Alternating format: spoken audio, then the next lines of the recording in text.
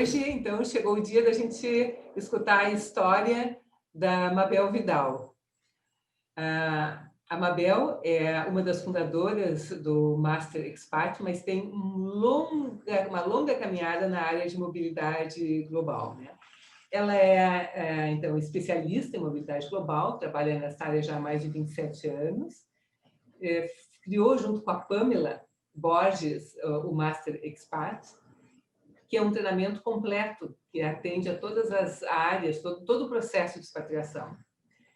E também olha só, ela implementou, né, a área de mobilidade global na Volvo, no HSBC, no Banco Bradesco, e nessas empresas também atuou implementando vários projetos importantes, como de eficiência operacional e financeira na área de mobilidade global. E hoje a Mabel tem a consultoria dela e é presidente do GAI, do Grupo de Expatriados, de Administração de Expatriados de Curitiba, do Paraná, e também tem pessoas ali, e de Santa Catarina, né? Juntam esses dois estados. E também, como já falamos em outros momentos, né, esses grupos, eles têm por objetivo a troca de melhores práticas na área de mobilidade global. Mabel, curiosíssima em conhecer um pouco mais da tua história, né? Então, como é que foi para ti, Mabel, mudar para o Brasil, né? E começar a vida em um país diferente e ingressar nessa área de mobilidade global? Quais foram os teus desafios e os teus aprendizados? Conta para a gente aí. Primeiro, obrigada. E olha, você está me convidando a voltar no tempo, muitos anos atrás. Eu cheguei aqui bem no finalzinho de 1981. Pense onde você estava em 1981, né? Bem em dezembro de 81. Eu vim para o Brasil porque eu casei com 21 anos com o meu primeiro namorado, que era filho de expatriados. O pai dele veio para Curitiba para ser expatriado numa grande multinacional. Veio o filho e atrás vi eu, que naquela época não se saía de casa sem casar, né? E assim foi uma história. Eu vim para Curitiba sem saber nada do Brasil, sem saber nada de Curitiba. Mal tinha ouvido falar algumas palavras em português, acho que do Roberto Carlos, algumas palavras, e era só. Então, era tudo muito desconhecido. Meu casamento durou nada, durou até menos do que dura um bujão de gás, nada. Então, logo já deu tudo errado, eu voltei para a Argentina, né, dizendo, bom, vou voltar para cá, para a Argentina, e começar tudo de novo, mas eu percebi no ar, na minha família, indiretas, indiretas, de que a expectativa não era que eu voltasse para a Argentina, né, que ficasse no Brasil. Eu entendi os recados, era muito nova, e o que a família falava, eu fazia, e eu voltei para o Brasil. Aí realmente foi muito desafiador, porque era uma situação econômica bem difícil, eu era muito nova, eu não conseguia emprego, eu sou formada em pedagogia, eu era professora de escola mesmo, de ensino fundamental. Então, aqui no Brasil, como que ensinar para alguma criança, nem falava português, nem nada, então foi muito difícil conseguir uma posição, conseguir meu primeiro emprego. E eu, como todo mundo faz, quando chega num país no exterior, se junta à comunidade desse país. Então, me juntei as meia dúzia de argentinos que tinha em Curitiba e comecei a me relacionar com eles, mas assim, foi uma experiência até ruim, porque eram pessoas que não tinham nada a ver comigo, né? Nem eu com eles. Enfim, nos juntávamos, nos uniam as nostalgias, as saudades do lugar, mas isso também não me ajudou na adaptação, nem aprender o idioma. Então, foi muito difícil. O impacto cultural foi muito grande, mas, né, para mim, que eu não tinha saído para outros países, era tudo muito novo para mim, foi muito forte. Isso marcou demais a minha vida. Aprendi por um caminho tortuoso, assim, não foi no charme, na boa de expatriada, né? Foi por um caminho difícil. Até que, por sorte, em 84, olha, já estou te falando de 84, surgiu uma vaga numa grande empresa multinacional que tinha uma exportação para a Bolívia. E a pessoa que cuidava disso estava licenciada e precisava de alguém de um dia para o outro, sem experiência nem nada, me contrataram para trabalhar no departamento de exportação dessa empresa, que era uma grande multinacional. Aí, uau, foi a minha chance de começar a trabalhar e ter uma experiência. Aí que comecei a trabalhar nessa empresa por um curto período, a CNH, depois fui para a Haas do Brasil, todas na cidade industrial de Curitiba, até que depois fui para a Volvo, sempre trabalhando na área de comércio exterior, por causa dos idiomas, né, Sil? Já falava inglês e espanhol, assim que eu trabalhei, e assim que foi a minha chegada, assim, ó, tortuosa, viu? Umas pedras desse tamanho no caminho. Sim. E para a área de mobilidade global, né, o que te abriu as portas? O que tu acha que foi determinante para tu ingressares nessa área? Eu já trabalhava na Volvo, no departamento de comércio exterior, e depois no departamento financeiro, e claro que eu gostava, né, tinha muitos estrangeiros que via, e eu já pela própria, né, afinidade, por também ser estrangeira, encontrava na hora do almoço, falava com um, com outro, e comecei a conhecer várias pessoas dentro da empresa. Daí surgiu a vaga dentro da área de Global Mobility na Volvo. Daí me convidaram para trabalhar, e claro que eu fui correndo, adorei, já estava de olho nessa oportunidade. E essa vaga, se eu ficava dentro do departamento jurídico da empresa. Oh, que legal. E dá para a gente entender bem de onde também vem essa tua empatia pela área, né? Porque quando nós vivenciamos essa situação de ser expatriado e sabemos também os eleitos, mas também as dores do que é ser um expatriado, é mais fácil de a gente conseguir entender o outro, né?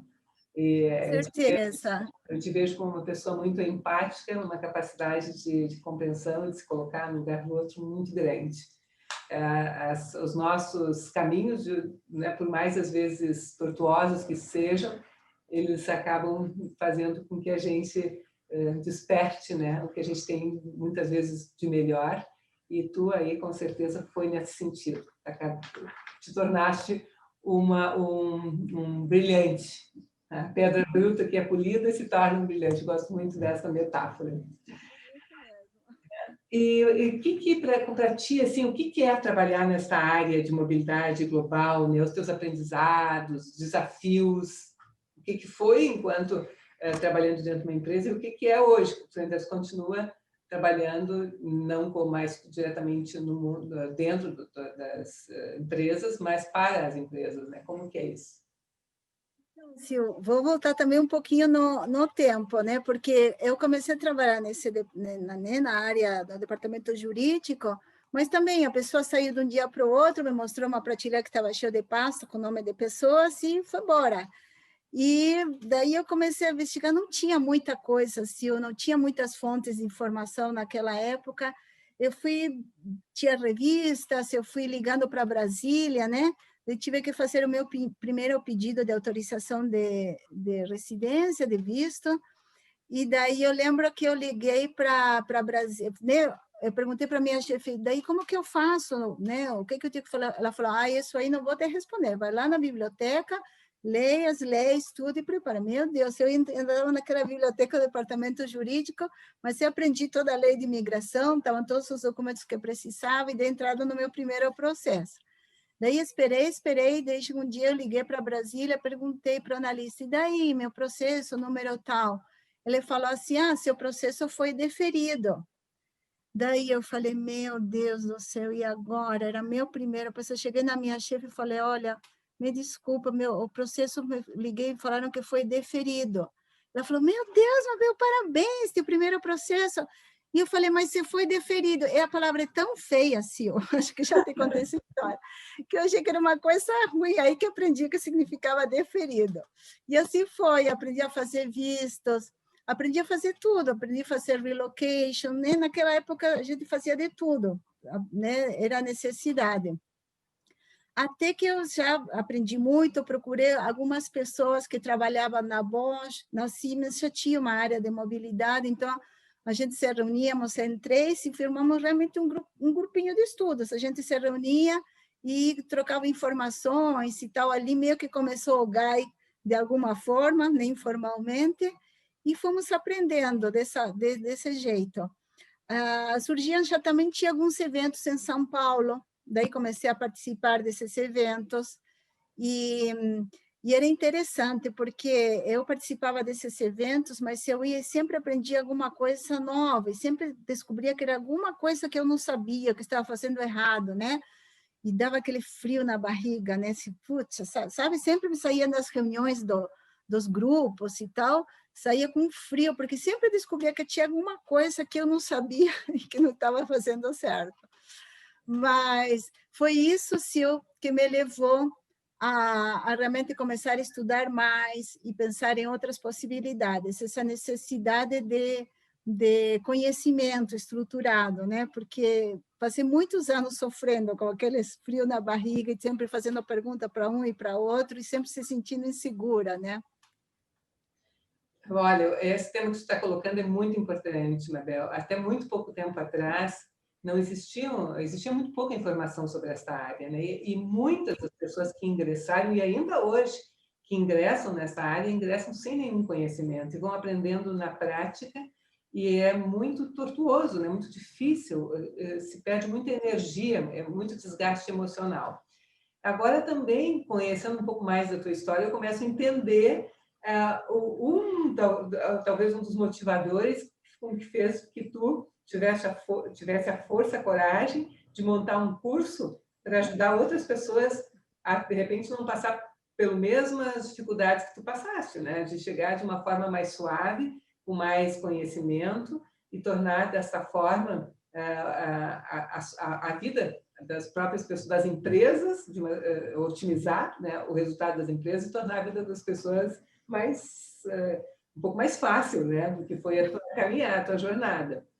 Então, já nos conta um pouco, né, se eu estou certa nessa minha percepção que eu tive agora, da onde surgiu essa ideia maravilhosa de criar, né, o Master Expert, que tem por objetivo formar pessoas para essa área da mobilidade global, e também teus desafios, teus aprendizados até agora. E tu, hoje, como empresária, né, tu tens a tua própria empresa, como que tu lida com tudo isso e, enfim, né, o que tu tens para nos compartilhar conosco desse momento teu agora de vida? Sim, sim, você tem razão. Esse foi o grande motivador da criação do Master Expat. Essa situação que eu te falei. Isso que estava te contando era lá pelos anos, sei lá, 96, 97, e eu fui criar o Master Expat uns 20 e poucos anos depois. Imagina todo esse tempo, a quantidade, né, de situações que eu passei, os grupos, né, que nós formamos, conheci outros grupos também que faziam a mesma coisa. Então, quanta troca teve de conhecimentos, e eu tive certeza de que na nossa área esse era o caminho, né? Trocar informações, participar de evento. Graças a Deus, nos últimos anos, com a tecnologia, uau, né? Teve muito mais eventos, mais fácil de trocar informações, não era como antigamente que a gente ia, né, com a nossa bolsinha da empresa da outra pessoa e ficava a tarde inteira falando. Então, assim, nos últimos anos surgiu uma facilidade, realmente uma disponibilidade maior de informações, o mundo ficou muito mais global, então, obviamente, a gente abriu assim, os nossos conhecimentos enquanto mobilidade. Mas, sem dúvidas, foi essa necessidade de um curso, né, de capacitação, realmente com uma metodologia, com início, meio e fim, né, com uma lógica dos temas que incluem o nosso dia a dia. E assim que surgiu esse curso. Eu sempre tive isso na cabeça. Quando surgiu a oportunidade de eu sair do Bradesco, que foi meu último emprego, veio isso em mente. Encontrei com a Pamela num evento. Eu comentei com ela o que tinha em mente. Ela falou que ela também tinha isso em mente, que precisava uma complementava a outra, que ela toda a parte mais de legislação, assuntos técnicos previdenciários e tributários, e eu com a parte de gestão. Então, assim, formamos o Master Expat, que sim, eu vou te falar, é trabalhoso, né? Você falou, como é que ser empresário? Ser empreendedor é complicado, né? Você toda segunda-feira, você acorda desempregado e pensando, nossa, o que eu vou fazer? Mas eu te digo que, passado todo esse trabalho que tenho preparado, o dia que chega o curso, eu me sinto assim, muito feliz. Parece que estou indo numa festa, assim, e quem participou do curso, já tentei, acho que já percebeu essa minha alegria, eu curto muito, porque vejo que estou cumprindo aquela missão, né, que eu tinha, e vejo que tem um monte de pessoas que está todo mundo na mesma energia, sabe? Que quem vai para esse curso tem essa mesma curiosidade, essa mesma energia. Então, eu sou encantada com isso. Eu conheci pessoas maravilhosas, né, através dos cursos, já conhecia muitas pessoas legais, muito mais ainda. Então, esse curso realmente é a realização de um projeto, e eu acho que está realmente alcançando o seu objetivo, que é de capacitar as pessoas. Eu me sinto satisfeita com isso, apesar de, né, das dificuldades de que é ser empreendedor, né? Eu tenho certeza que tu tens muitos motivos para te orgulhar, né, dessa caminhada, e tenho escutado muitos feedbacks contando de quanto que tem ajudado este curso as pessoas, né, na sua caminhada dentro da mobilidade global. Mabel, e esse momento que a gente está vivendo aí, né, de incertezas em função dessa pandemia, o trabalho virtual, na verdade, se popularizou, né? As empresas estão todas fazendo isso. E qual tu vê, assim, desde teu ponto de vista, das trocas que vocês têm feito nestes cursos e participando de tantos eventos que tu participas, que vai ser o caminho da área de mobilidade global a partir de agora? Qual é o impacto que pode ter nessa área? Sim, tudo é muito novo, né? Nós não sabemos ainda o que vai acontecer, mas realmente o trabalho remoto, o trabalho virtual é uma novidade que já não é tanta novidade, né? Foi novidade em março, abril, agora estamos muito familiarizados. Então, acho que isso também virá para o mundo da mobilidade, né? Eu acho que agora vai ser começado a colocar em prática algumas expatriações virtuais para alguns cargos muito específicos, talvez, na minha opinião, substituirá os short terms, né? Com algumas viagens no meio. E sabe o que eu acho, Sil? Que não vai substituir uma expatriação mesmo long term. Talvez até no começo as empresas tentem, por uma questão de praticidade, por mil motivos vantajosos que tem. Porém, a minha ideia é que, no fim, dia após dia, vão perceber que talvez o human touch, o contato, a transferência de culturas e de tecnologia presencial é necessário. Então, em resumo, eu acho que talvez no primeiro tenha uma tendência para esses modelos, no short term e talvez alguns long terms, mas que depois, dia após dia, acho que vai voltar ao modelo antigo, até atual, né? Por causa da necessidade desse contato. Imagina se uma pessoa, por exemplo, que é contratada no Japão para fazer a gestão de uma equipe, né? De uma equipe, desenvolver algum produto aqui no Brasil e ter sobre ele o comando de uma equipe inteira. Como seria essa comunicação? A começar pelo fuso horário, né? Como seria essa comunicação? Como que aquela pessoa vai conseguir fazer uma boa gestão de pessoas e de carreiras numa cultura que não faz nem ideia? Ainda morando aqui no Brasil, se essa pessoa vem do Japão, sai do Japão para vir para o Brasil, vai ter algumas dificuldades que a gente sabe muito bem, de entender a cultura e tal, mas talvez, após algum tempo, e passando pelas experiências que todo mundo passa, ele consiga entender um pouco mais. Agora, se ele fica lá sentadinho na casa dele, eu acho assim um desafio quase impossível para ele e muito mais para a equipe, né, que estará sob sua gestão. Então, eu acho que sabe, acho que as coisas não vão mudar, pelo menos a longo prazo. De início, talvez tenha umas tentativas, mas eu acho que depois vamos voltar para o modelo anterior. Eu acho. Obrigada por compartilhar a tua opinião, Mabel. E falando em cultura, né, nós aqui latinos, algumas pessoas tendem a achar que é tudo igual, né, que não existem diferenças culturais aqui. Tu sendo de um país aqui da América Latina, vivendo de um outro país, né, vivendo no Brasil, tu concordas com essa opinião ou tu achas que existe sim diferenças mesmo entre os países na América Latina aqui? E como existe, meu Deus do céu, você vê, Eu tenho mais de 30 e, sei lá, muitos anos, né? Pelas contas que eu já perdi as contas. E assim, às vezes eu me pego com tantas reações assim de típico de argentino, sabe? Eu falei, meu Deus, eu estou tanto tempo aqui, praticamente, né? Muito mais do que eu morei lá. Mas aquilo que está na tua cultura, que está no teu sangue, aquilo lá é muito forte e permanece. E acho que com o passar do tempo, parece que fica até mais forte. Isso, e né, existem muitas diferenças culturais dentro da América Latina. Talvez o Brasil seja o mais diferente de todos os países. Talvez eu, como argentina, tenho mais afinidades com o uruguaio, talvez, que com o brasileiro. Agora, não, obviamente, pela minha convivência, mas se eu não tivesse vindo morar ao Brasil, eu teria mais afinidade, talvez, com o uruguaio que com o brasileiro. Talvez não, com certeza. Então, existem muitas diferenças, sim, e são pontos de extrema atenção. Tem que ser levado muito a sério isso aí, muito a sério. Porque pode ser, às vezes, até divertido, motivo de piadas, mas quando você vai pôr isso no trabalho, nos resultados, pô, tem muito significado, muita importância e resultados muito relevantes conforme o impacto da cultura. Então, é um tema para levar a sério mesmo, viu? Porque existem muitas diferenças. Sim.